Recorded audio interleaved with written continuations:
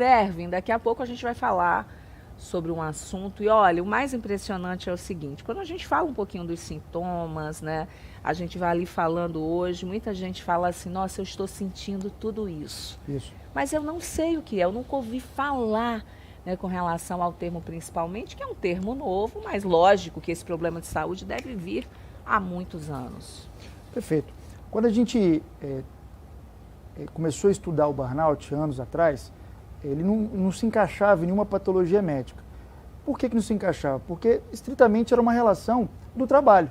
Ou seja, eu estava me sentindo estressado, angustiado, coração acelerado, com queda de rendimento, só que eu ia para casa, eu ia tirar férias e isso melhorava. Uma patologia médica, ela tem que acontecer o tempo todo. Se eu tenho alteração de tireoide, se eu estou aqui no Japão, nos Estados Unidos, onde eu estiver, ela vai produzir igual, não vai mudar por conta do local onde eu estou. Então, o burnout, na verdade, ele não é uma doença da psiquiatria, é um fenômeno ocupacional. Como assim? É um mau casamento entre a sua empresa, os seus superiores e as suas características de personalidade. Senão, todas as pessoas que passassem pelo mesmo estímulo daquela empresa teriam que adoecer da mesma maneira. E não é dessa forma. Outra coisa, eu posso ter burnout, ter esses sintomas relacionados ao trabalho, sendo autônomo? Claro que eu posso. Porque a relação não é com a empresa, é a minha relação com o trabalho. Por exemplo, vamos pegar um profissional de educação física, começa lá a fazer um atendimento particular numa academia, 5 horas da manhã, já acordou cedo, já não tomou café, não se alimentou, emenda uma aula na outra, não almoça, vai começando a ficar angustiado, irritado. Aí vem o quê? Olha, mas se você não continuar trabalhando, você não vai receber, não vai pagar seu aluguel. Enfim, então, não é uma relação de empresa contra funcionário. Primeira coisa, tem que deixar isso claro.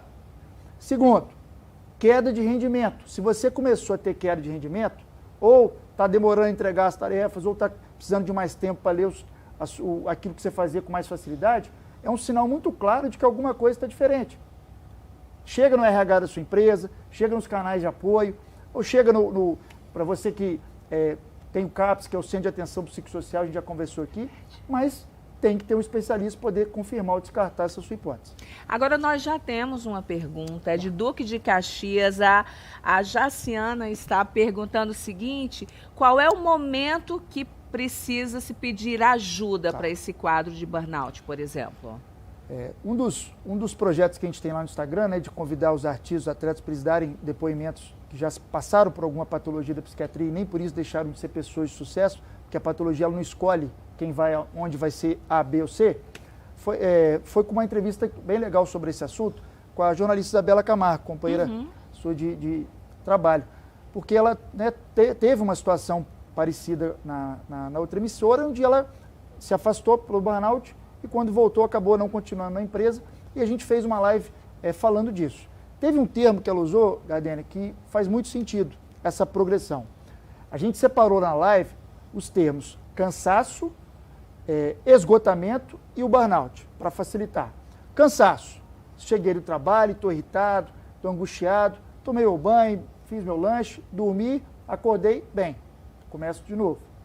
Esgotamento já é o cansaço, só que em vez de eu acordar bem, eu já acordo irritado, já acordo angustiado, já não volto para a minha linha de base do dia anterior. E o burnout é o quê? É o esgotamento mais o prejuízo funcional. Já não estou indo mais trabalhar todos os dias, caiu o meu rendimento. Então, a partir do momento que você já não está recuperando a maneira como você vem passando ao longo dos dias em relação à sua irritação, ao seu sono, esse é um bom momento, porque aqui ainda não é, teoricamente, uma patologia que vai se somar com um fator de risco, para você ter daqui a pouco um quadro depressivo ou algo desse tipo. Então, aqui é um bom momento para você buscar essa ajuda. Temos mais uma pergunta?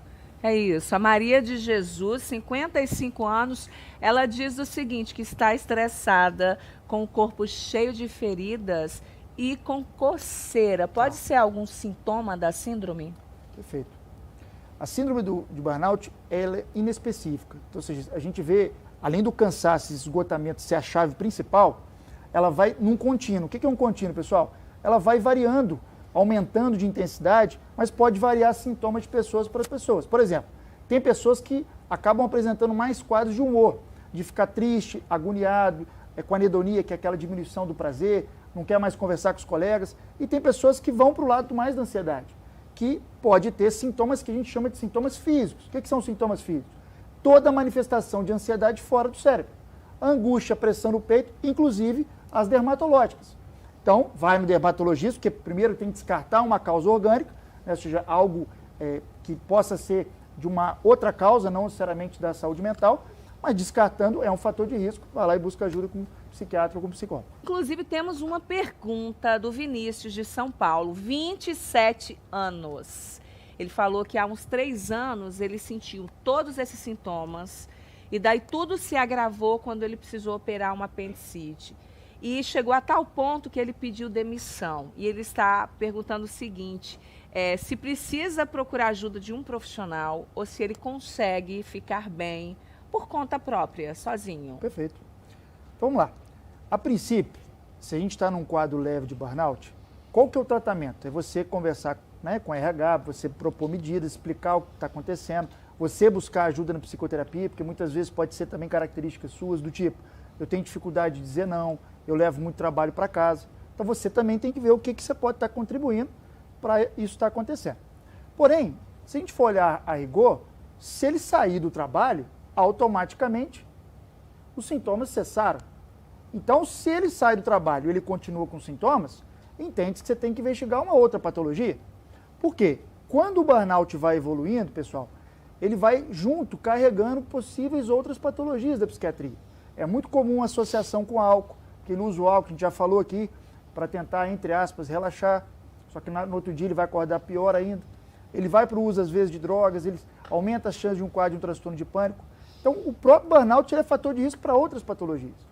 A partir do momento que você está numa empresa e você tem canais para buscar ajuda, e cada vez mais as empresas e instituições estão investindo nisso, nós vamos falar isso daqui a pouquinho, é seu dever ir lá, e direito seu, explicar para o RH, para o psicólogo, né, o que está acontecendo para ele te ajudar a tomar medidas.